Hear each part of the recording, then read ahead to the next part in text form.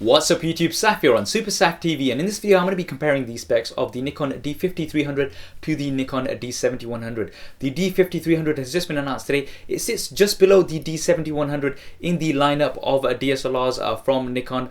But how do these two differ? Well, do hit that thumbs up button and let's find out in this head-to-head spec comparison. So we'll start off with the sensor size and megapixels. The same size sensor on both of these. It's a DX format sensor, so it is the crop sensor, not the full frame on both of the DSLRs here. The megapixels 24.1 versus 24.2.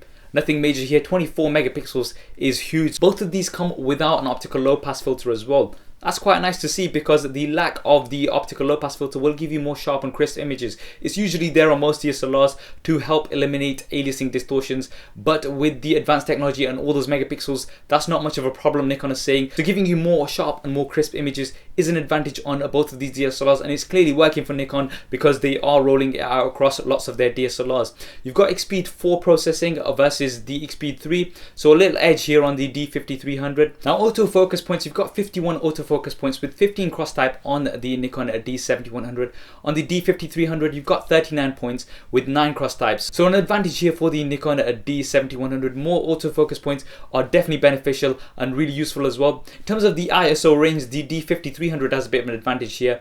You've got 100 to 12,800 native, extendable to 25,600 on the D5300. On the D7100 you've got 100 to 6,400 native, also extendable to 25,600. So a little bit of an edge here for the Nikon D5300. Now continuous shooting, you've got 5 frames a second versus 6 frames a second on the Nikon D7100. You can also shoot at 7 frames a second on the D7100. That's in the DX crop mode, so that's a 1.3 times crop. So it's going to be roughly about 18 megapixels, not full 24 at 7 frames a second, but still an advantage here, especially if you're into sports photography. Max shutter speed, you've got 1/4000th of a second versus 1/8000th of a second on the Nikon D7100. So an advantage here for the D7100. You've also got a higher flash sync speed, 1/250th of a second on the D7100 versus the 1/200th of a second on the D5300. The D7100 also has 100% viewfinder coverage versus the 95% on the D5300.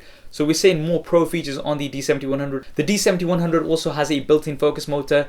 The D5300 doesn't. Having a built-in autofocus motor is definitely an advantage, especially if you're going to be using some old lenses. If you've got some new lenses, then that's not something that you have to worry about too much because that's already built into the lens. But if you're going to be using some old school lenses, then the D7100 does have an advantage here. You've also got dual SD card slots on the D7100 versus the single SD card slot on the D5300. So for overflow or backup at the D7100, quite nice here. As you can see, it's got more of the pro features already the D7100 has, and that's mainly because the D7100 is the highest end DX format DSLR from Nikon, so they've added some of those pro features that you may be getting in full frame on to the D7100.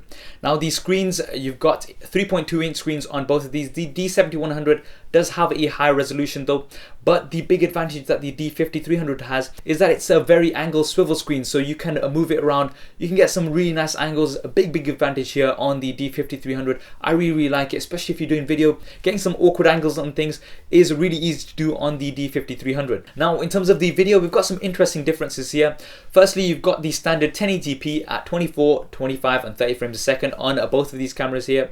The D7100 does have 1080i at 50 and 60 frames a second. Now this is interlaced, not progressive, but the D5300 is the first DSLR from Nikon to include 1080p at 50 and 60 frames a second. So slow motion at progressive is definitely beneficial here. 720p also at 50 and 60 frames a second. I would have liked to have seen 720p at 120 frames a second on the D5300. That's not there, but 1080p at 60 frames a second is still pretty good.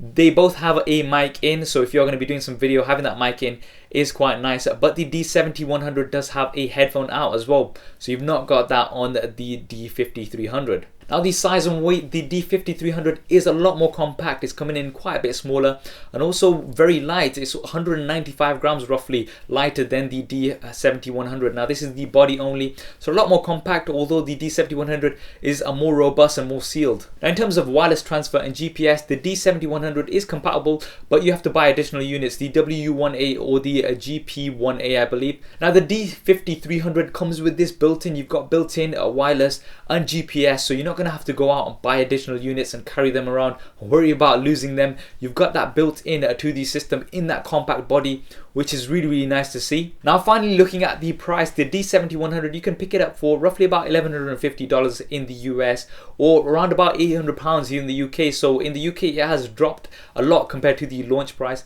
The D5300 is going to come in the middle of November. It's going to be available for $800 in the US, or roughly about £730 in the UK. So in terms of pounds, there's not much difference between these two. In terms of the dollars, there is a bit of difference. I'm not sure why the launch price in terms of pounds is quite high for Nikon cameras, generally speaking. So those were the key differences between these two cameras. The D7100 offering some more of those pro features, such as the 100% viewfinder coverage and the dual SD card slots as well, things like that. So that's quite nice to see. But the D5300 offering some nice new features, especially the 1080p at 60 frames a second. That swivel out screen is really nice as well. So I guess it really depends on which track you want to go for and what your preference is between these two. The fact that both of these don't have the optical low pass filter would suggest that you're going to be getting similar results in terms of image quality from both of these, but it really depends on what features you like better from both of these cameras. Which do you like better? Which one would you go for? Do drop me a comment below and let me know your thoughts. I hope you enjoyed this video and found it useful. If you did, as always, please do hit that thumbs up button for me.